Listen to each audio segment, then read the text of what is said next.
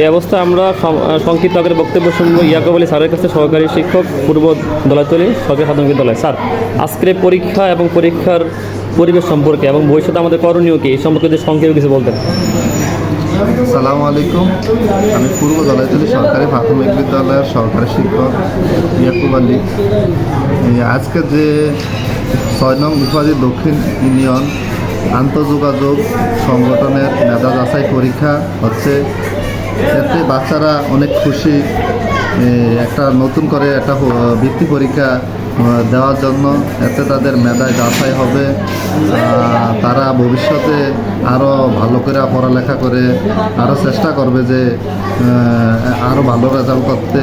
আর পাশাপাশি এই সংগঠনে শিক্ষা সংক্রান্ত ছাড়াও আরও যদি ওই যে খেলাধুলার মাধ্যমে বিভিন্ন স্কুলের করা যায় খেলাধুলা, বিভিন্ন সংগঠন থেকে এক স্কুলের সাথে আরেক স্কুলে, তাহলে আমি মনে করি এটা আরেকটু ছেলেমেয়েরা খেলাধুলার প্রতিও আগ্রহ সৃষ্টি হবে।